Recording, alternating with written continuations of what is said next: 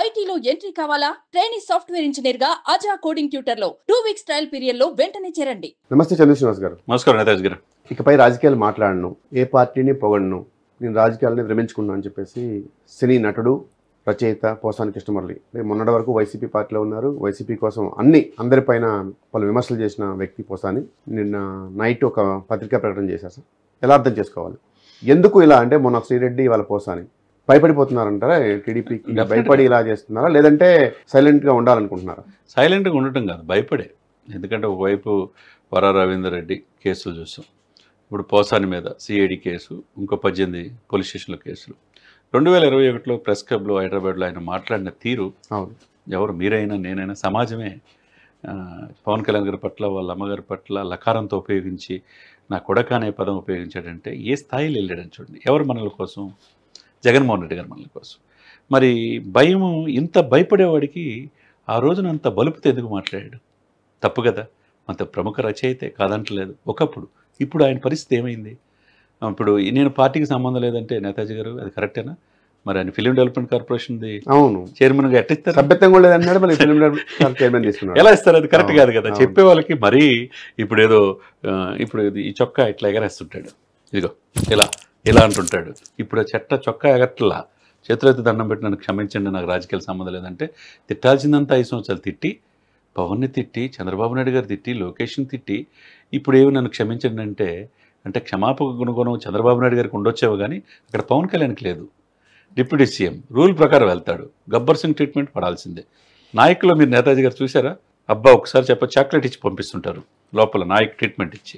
ఆ ట్రీట్మెంట్ డెఫినెట్గా పోసానికి ఉంటుంది. రామ్ చరణ్ మోడల్ డెఫినెట్గా ఉంటుంది, అందులో డౌట్ లేదు. ఇకపోతే ఇంకోటి అత్తారింటికి దారిలో సినిమా చూసాం. నిజంగా మాట కూడా అన్నాడు సార్, నేను ఇప్పటికీ జగన్ అభిమానినే, ఆయన సత్యంత వరకు ప్రేమిస్తాను, అలాగే నేను ఇప్పటి వరకు చంద్రబాబుని ఎక్కువసార్లు పొగిడాను, కావాలంటే ఆయన్ని అడగండి కూడా అన్నాడు. సరే, ఇప్పుడు ఇక్కడ చైర్మన్ గారు ఉన్నారు బిఆర్ నాయుడు గారు, ఆయన్ని ఎంత వాడు గీడని ఎంత మాట్లాడండి.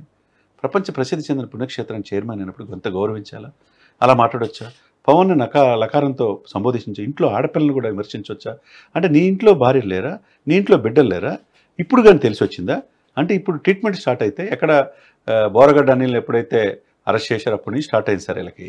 ఎప్పుడైతే పవన్ మాట్లాడిన తర్వాత వీళ్ళందరూ అరెస్ట్ చేస్తారు లేదా, హోంశాఖ నేను తీసుకోమంటారన్న తర్వాత ఒక ప్రభుత్వంలో ఒక ఇదనేది వచ్చింది.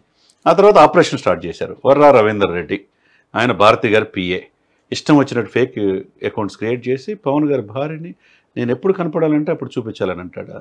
50 అకౌంట్లు. అతని కోయ ప్రవీణ్ డిఏజీ ఏం మాట్లాడతారు? ఇటువంటి వ్యక్తులు ఈ సభ్య సమాజంలో ఉండకూడదు, అరబ్ కంట్రీస్లో అయితే రాళ్లతో కొట్టి ఊరేసి చంపేస్తారన్నారు. అంటే చూడండి ఎంత జుగుత్సాకరంగా వీళ్ళు మాట్లాడారు, వ్యక్తిగత హననం చేశారు. తప్పు కదండి. వీళ్ళు వర రవీంద్ర రెడ్డి కావచ్చు. నేనైతే ఏం చెప్తానంటే, ఒక పోసాని ఇతర క్షమాపక గుణం ఉండకూడదు, ఒక శ్రీరెడ్డి, ఒక వర రవీందర్ రెడ్డి, ఒక బోరగడ్డ అనిలు, ఇకపోతే మీరు రామ్ గోపాలవరం అంటారు. ఆయన నిజంగా రామ్ గోపాలవరం ఒకప్పుడు దర్శకుడేవో కానీ ఇప్పుడు మధ్యపాడు పోలీస్ స్టేషన్ నోటీస్ ఇస్తే హైకోర్టులో క్వాష్ రద్దు చేయమన్నాడు. రద్దు చేయమరా బాబు, మీరు పోలీసుల దగ్గరికి వెళ్ళి సరెండర్ అవ్వమన్నాడు. ఒక వారం టైం ఇవ్వమని అడుగుతున్నాడు.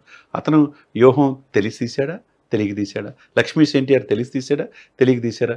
ఇవన్నీ జగన్ మెప్పు కోసం చంద్రబాబు నాయుడు విలన్గా హీరోగా చూపిస్తా పవన్ కళ్యాణ్ గారిని, లోకేష్ని, కేఎప్పాల్ని బఫుల్గా చూపించాడు. ఇది తెలిసేలే అంటే మతిస్థిమితం ఉండే చేశాడు కదా.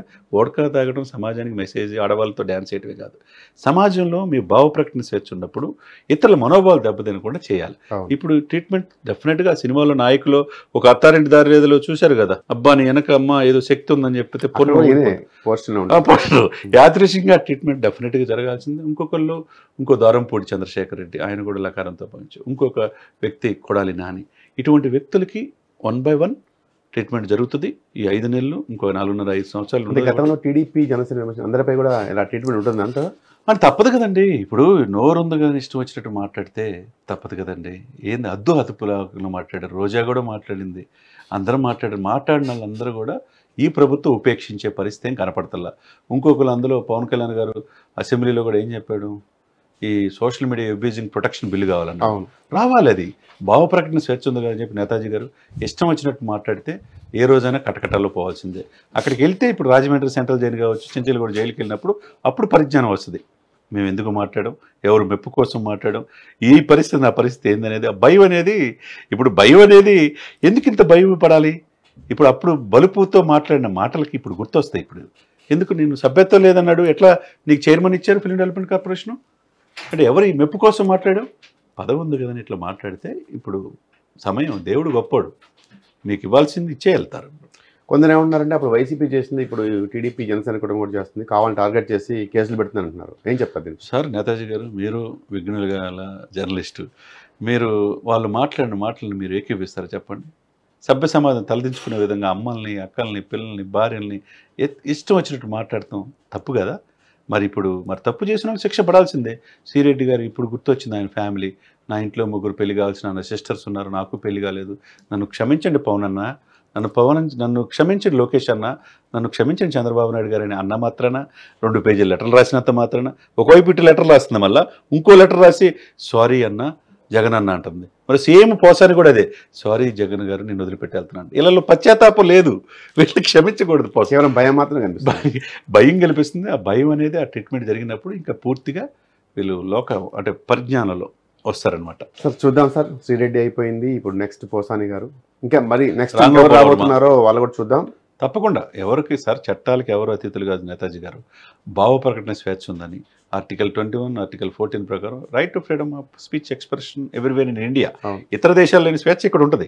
కాకపోతే మాట్లాడేటప్పుడు ఇతర మనోభావాలు దెబ్బతినకుండా. బిఆర్ నాయుడు గారు చెప్పారు సార్, రాజద్రోహం కేసు పెట్టారంటే ఎవరో డిస్కషన్ చేస్తే ఆయనపై రాజద్రోహం కేసు పెట్టడం ఏంటండి, చాలా ఇబ్బంది పడ్డాను కూడా అన్నాడు. కరెక్టే కదండి. ఆయన కూడా సుదీర్ఘంగా 40 సంవత్సరాలు రాజకీయాల్లో టీడీపీ పార్టీ నుంచి కానీ ఆయన ఉన్నాడు, మీడియాలో ఉన్నాడు.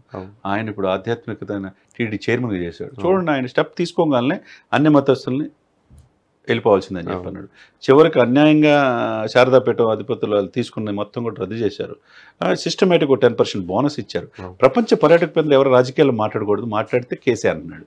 సిస్టమేటిక్గా పెడుతున్న బిఆర్ నాయుడు గారి మీద రాజద్రోహం పెడుతూ ఎంతవరకు సమంజసం? ఇటువంటి వ్యక్తుల్ని మతిస్థిమితం ఉండే మాట్లాడతారు. నన్ను ఎవరైనా చేయగలరు, చట్టాలు అవసరమైతే కోర్టులు కూడా ఏం చేయగలరు. ఇప్పుడు బెయిల్ కోసం వెళ్ళారు రాంగోపాల్ వర్మ, ఏమన్నాడు హైకోర్టు జడ్జి, మమ్మల్ని కూడా వదలలేదు కదా మీరు అన్నాడు. అంతే కదా అని rule is rule for all. చట్టం దృష్టిలో ఎవరు అతిథులు కాదు, చట్టం తన పని తను చేసుకోవాలి. Thank you very much.